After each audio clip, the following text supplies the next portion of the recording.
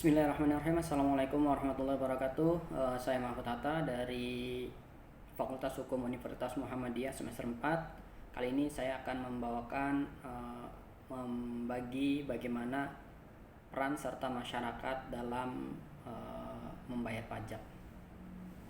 Pertama, kita berangkat dari apa itu pengertian pajak. Pajak merupakan iuran rakyat kepada negara berdasarkan undang-undang sehingga dapat dipaksakan dan tidak mendapat balas jasa secara langsung. Sebagai warga negara yang telah ditetapkan sah oleh hukum sebagai wajib pajak, maka memiliki kewajiban yang bersifat memaksa untuk membayar pajak itu. Nah, hal itu diatur dalam Undang-Undang Nomor 16 Tahun 2009 tentang Peraturan Perpajakan. Nah, pajak sendiri memiliki berbagai macam jenisnya. Kalau kita lihat dari lembaga yang memungutnya, bahwa pajak itu ada pajak pusat dan ada pajak daerah. Pajak pusat itu contohnya PPN, pajak pertama nilai, kemudian ada PPH, kemudian ada PPNBM dan biaya materai. Nah, kemudian untuk pajak daerah sendiri, pajak yang memang dipungut oleh daerah, misalnya untuk pajak kendaraan bermotor, pajak hotel, pajak restoran, cukai rokok dan sebagainya. Nah, kemudian bagaimana pajak itu ketika kita lihat dari cara pemungutannya. Nah, dari cara pemungutannya ini pajak dibagi menjadi dua, yaitu ada pajak langsung dan pajak tidak langsung. Pajak langsung itu artinya pajak yang memang tidak dapat diwakilkan ke orang lain. Jadi wajib pajak tersebutlah yang harus memang betul-betul menanggung biaya pajaknya. Contohnya PBB, kemudian PKB, PPH.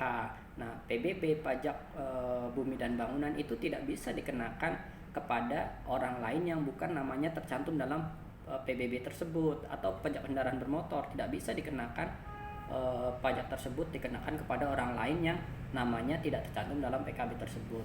Berbeda dengan pajak tidak langsung. Pajak tidak langsung itu pajak yang bisa dikenakan oleh siapapun. Contohnya pajak ekspor, pajak bea masuk, pajak pertambahan nilai. Nah, jadi sifatnya umum untuk siapapun yang ketika dalam melakukan ekspor dia dikenakan pajak. Nah, siapapun itu. Kemudian bea masuk, pajak bea masuk dan pajak pertambahan nilai. Nah, kemudian berdasarkan dari sifatnya, pajak itu dibagi menjadi pajak subjektif dan pajak objektif.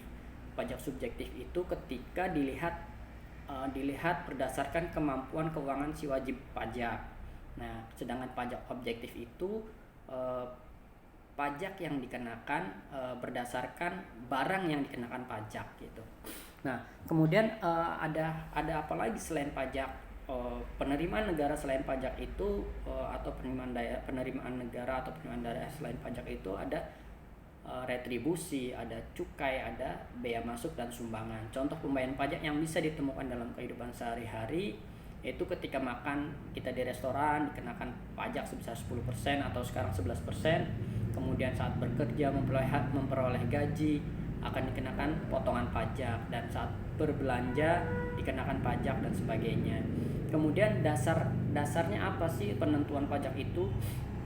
Dasar konstitusional kewajiban membayar pajak itu terdapat dalam pasal 23A Undang-Undang Dasar 1945. Dengan membayar pajak, warga negara telah memenuhi kewajibannya pada pasal 30 ayat 1 Undang-Undang Dasar 1945, yaitu kewajiban ikut serta dalam pertahanan dan keamanan negara. Jadi pajak juga merupakan salah satu upaya untuk mempertahankan dan keamanan negara, khususnya dari segi finansial atau ekonomi.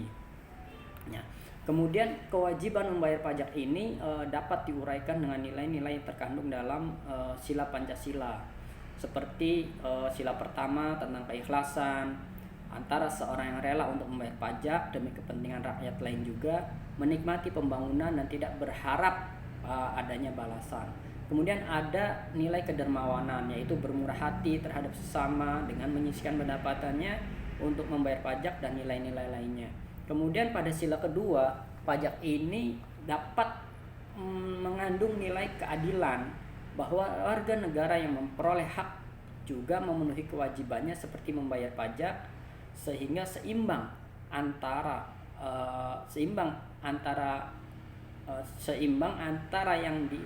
yang dilakukan dengan apa yang diperoleh oleh warga negara itu, sehingga dapat dikatakan adil sebagai warga negara.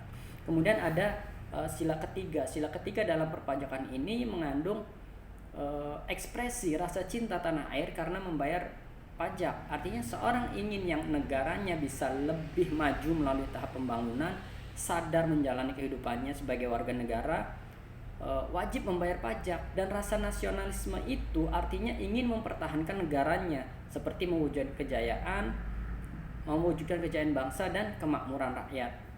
Lalu bagaimana pada sila keempat? Pada sila keempat ini pajak mengandung prinsip demokrasi, artinya pembayaran pajak merujuk pada partisipasi masyarakat dalam bidang ekonomi dan pembangunan. Sedangkan pada sila kelima antara lain seluruh rakyat merasakan berhak menikmati pembangunan dari pembayaran pajak tersebut. Nah, sehingga peran masyarakat dalam membayar pajak ini tentunya juga telah didasari oleh Undang-Undang Dasar serta pengamalan Pancasila dari sila pertama sampai sila ke-5.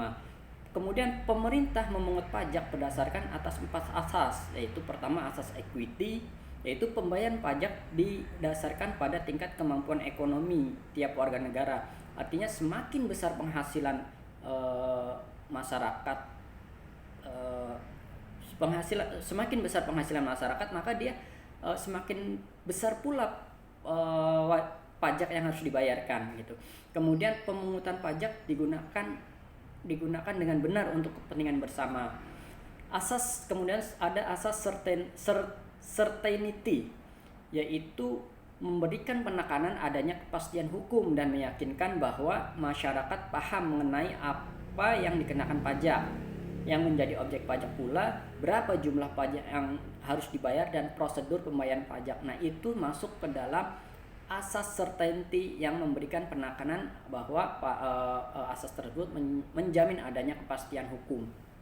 Nah, asas selanjutnya yaitu asas convenience, yaitu pembayaran pajak dilakukan pada saat yang tepat, bisa melalui penerimaan gaji, bunga deposito atau sebagainya. Selain itu pembayaran juga bisa melalui prosedur yang sederhana, yaitu pembayaran pajak secara online. Nah, asas convenience ini digunakan agar wajib pajak merasa tidak terbebani. Wajib pajak merasa nyaman ketika dia harus membayar pajak, tetapi dia ada hal yang diperoleh untuk menutupinya itu. Misalnya seperti tadi, ketika kita memperoleh gaji, kita wajib dibayarkan pajaknya. Kemudian ketika kita memperoleh bunga deposito, kita bayar pajaknya. Nah, di situ kan tidak adanya kenyamanan kepada wajib pajak. Kemudian asas yang terakhir itu ada asas ekonomi, yaitu dari pemungutan pajak dipastikan lebih besar dibanding ongkos pemungutannya. Jadi tidak mungkin ketika pemerintah melakukan pemungutan pajak tetapi ongkos pemungutannya itu lebih besar dari pendapatan pajak yang dihasilkan. Nah, itu tentu saja tidak sesuai dengan asas ekonomi. Kemudian apa sih sebetulnya pajak itu digunakan oleh pemerintah? Kalau kita lihat dari fungsinya, pajak itu berfungsi sebagai budgeter atau anggaran. Artinya pajak merupakan sumber pendanaan yang akan digunakan untuk belanja negara. Kemudian ada fungsi regulating atau mengatur, yaitu mengalokasikan dana yang diperoleh untuk kebutuhan masyarakat dan menyeimbangkan antara kesejahteraan masyarakat melalui undang-undang, bahwa masyarakat yang berpenghasilan lebih bisa menyisihkan pendapatannya dan dibagikan secara merata kepada masyarakat yang kemampuannya di bawah rata-rata. Nah, kemudian ada lagi fungsi stabilitas. Fungsi stabilitas ini berperan untuk menstabilkan keadaan ekonomi negara, seperti mengatasi inflasi, deflasi, dan ketimpangan masalah ekonomi ketika menghadapi suatu krisis misalnya gitu kan. Nah, kemudian yang terakhir ada fungsi retribusi. Fungsi retribusi ini fungsi retribusi ini berfungsi bahwa pendapatan berperan untuk membuat pendapatan masyarakat merata dengan menggunakan pajak untuk memperluas lapangan kerja. Artinya fungsi redistribusi ini memberikan seluas-luasnya kepada masyarakat umum untuk menerima hasil dari pajak tersebut agar dibagikan secara merata kepada seluruh masyarakat Indonesia. Nah, kemudian dari apa yang telah saya sampaikan tadi di atas, bahwa dapat disimpulkan bahwa kontribusi warga negara dalam pembayaran pajak sangat berpengaruh terhadap pendapatan negara.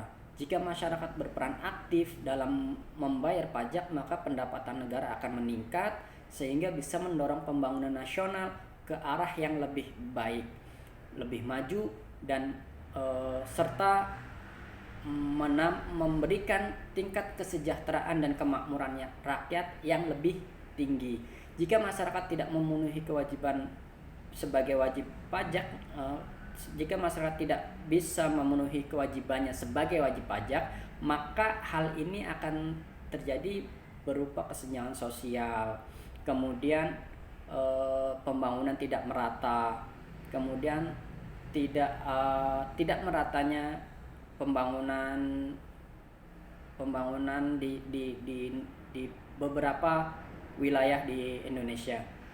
Nah, kemudian pajak ini digunakan untuk keperluan negara dan kepentingan masyarakat yang akan memperoleh fasilitas berupa pendidikan, kesehatan, pengembangan transportasi umum, pariwisata, keamanan, dan ketertiban. Nah, maka dari itu, mari kita sebagai warga negara Indonesia yang baik, sebagai warga masyarakat yang ingin memiliki negara yang memiliki tingkat kesejahteraan nasional yang tinggi, maka mari kita membayar pajak demi keamanan, stabilitas ekonomi negara. Itu saja yang dapat saya sampaikan pada paparan materi tentang pajak kali ini. Saya akhiri. Wassalamualaikum warahmatullahi wabarakatuh.